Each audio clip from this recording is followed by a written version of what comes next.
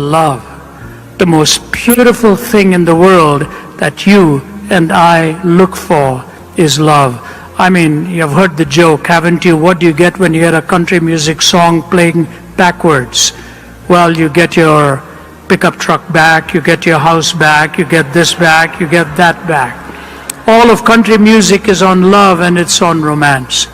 My wife and I have been married for 47 years. Yeah.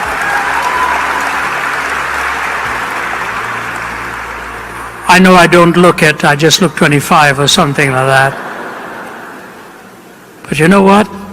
I'll never forget the day I met her. She was 16 and I was 20. I just come from India, she was from Canada. And when I looked at her, I wasn't listening much to the sermon that day.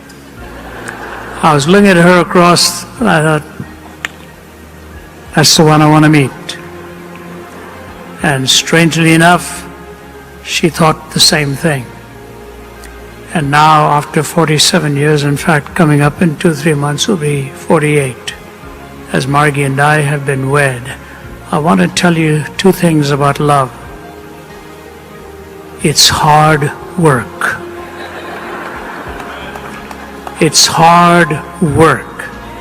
You see, when you put the ring on that finger, it is a tourniquet to stop your circulation.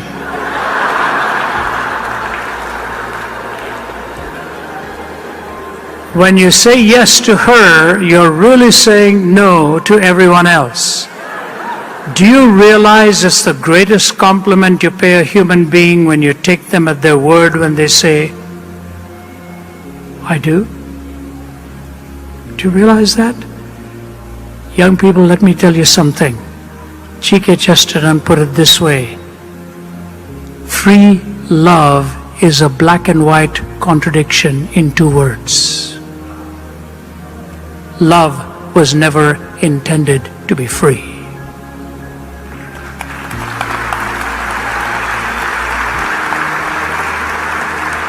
It is the nature of love to bind itself. It is the nature of love to bind itself.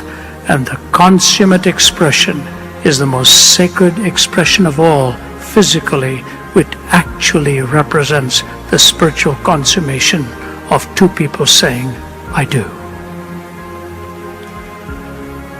C.S. Lewis says there are 4 kinds of love. Agape love, the love of God. Storge love, parental love, which is protection. Phileo, which is brotherly love or friendship love. Eros, which is romantic love. Agape, storge, phileo, eros. And the other 3 have no point of reference without the first. They have no point of reference without the first. You cannot really define love until you understand the one who has created you and me. For God so loved the world that he gave his only begotten Son, that whosoever believes in him should not perish but have eternal life. You cannot love without giving. And God gave to us the most precious gift of all in his Son. Love cannot be defined apart from God.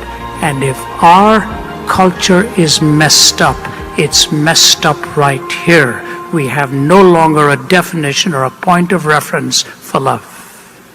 You love your car, you love your house, you love your dog, you love blue, you love Italian food, you love Indian food, you love your wife. Same word.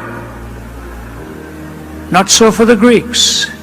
They had agape, storge, phileo, eros, and the last 3 hung on the peg of the first. And if you are living with a broken heart today because of a broken love, you probably had that love broken because somebody didn't hang love on the peg of the eternal love of God himself.